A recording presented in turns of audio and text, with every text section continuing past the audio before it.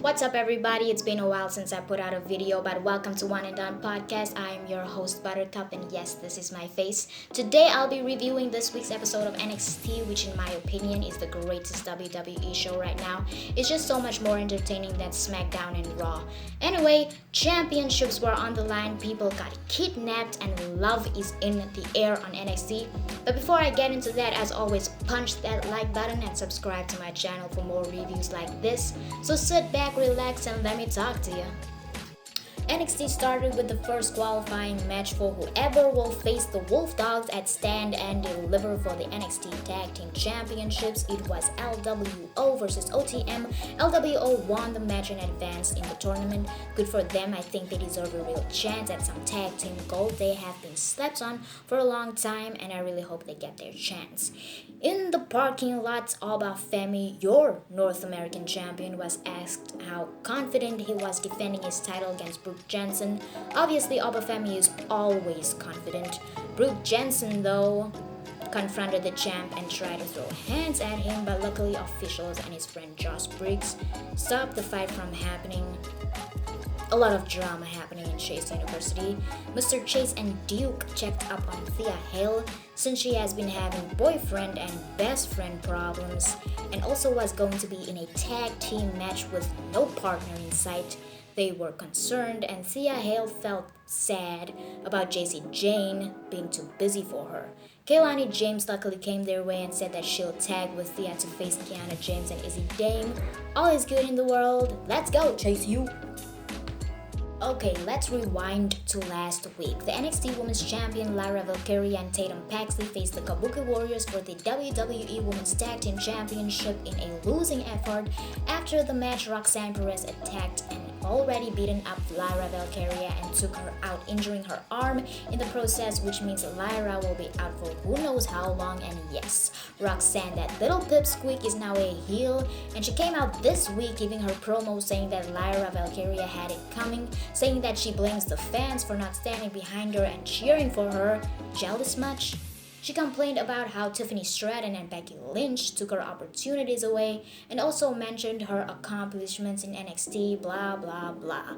She then said now that she took out the women's champion, that Ava should crown her the new NXT women's champion. I mean, come on. In your dreams, girl. Anyway, Ava came out and said, no, that's not the way it's going to be done. But before she could continue speaking, Tatum Paxley came out from the barricade and attacked Roxanne. But Roxanne got to her and was left standing tall. I think it's best if Roxanne gets her chance at Stand and Deliver. Heaven knows I wouldn't want her to be champion, but yeah, who knows, maybe that'll happen. If Lyra Valkyria is out for good, the title will definitely be relinquished, and the girls, including Roxanne Perez, has to fight for it like it happened last year when Indy won the title.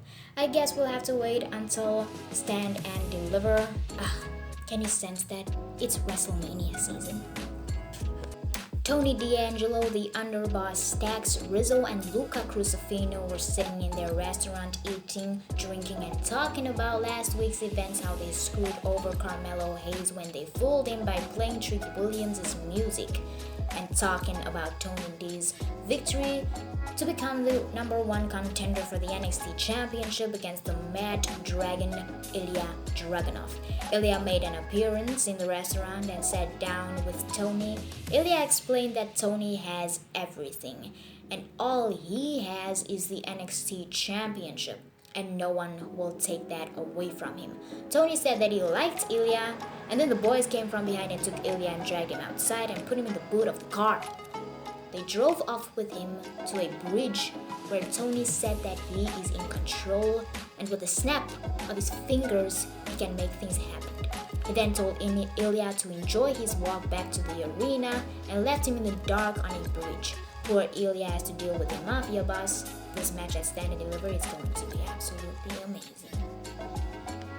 Mr. Stone, Von Wagner's manager, has had personal issues with Alexis King for the past few weeks now, and on this episode, he finally faced off with Alexis King in the ring. Since he isn't an in-ring competitor, he lost the match. After that, Alexis attempted to attack Mr. Stone, but Von Wagner came to save his poor manager. I don't know where this rival will end, but I'd like to see Mr. Stone kick Alexis's ass once and for all. And this was all because Alexis insulted him and his kids. Crazy how it built up to what it is now. Dijak has had his eyes on Oba Femi and the North American Championship and said to Oba that when he is done playing around, he should come to him. Oba just scoffed at Dijak, and then he went on to go defend his championship against Brooks Jensen. It was basically a squash match. I mean, let's be honest, Brooke had no chance against Oba, but he tried. Shame. And poor Josh Briggs was ringside. He just looked on as Oba was dominating his friend with no mercy. Maybe Josh will get a shot at the North American title. Who knows? Gigi Dolan had a match with the Princess Ariana Grace, who thinks pro wrestling is a beauty pageant for some reason. How stupefied can a person be? Anyway, Ariana Grace won as a result of a disqualification, and Gigi Dolan did a illegal move with the ref seeing it. Now Gigi has to follow orders from the beauty pageant princess. That is embarrassing. Kiana James and Izzy Dame had their match against Thea Hale, but before Kehlani could come out, she was attacked by someone backstage. Fallon Henley then helped Thea Hale and tagged with her in the match. JC Jane came out of the blue and actually was the reason why Thea Hale and Fallon Henley lost their match. Thea Hale said that JC Jane was her idol and she saw JC was her best friend, and she changed for her, but now she sees that JC isn't what she thought she was to her. And she said that the old Thea Hale is back.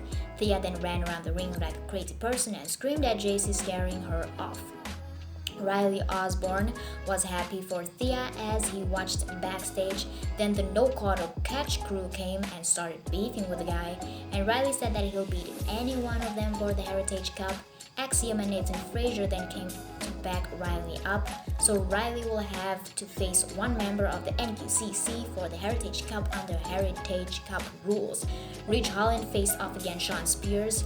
Shawn's goal was for Ridge to let his anger and aggression out, which he kinda did during the match because he put Shawn through a table and wanted to beat him with a chair.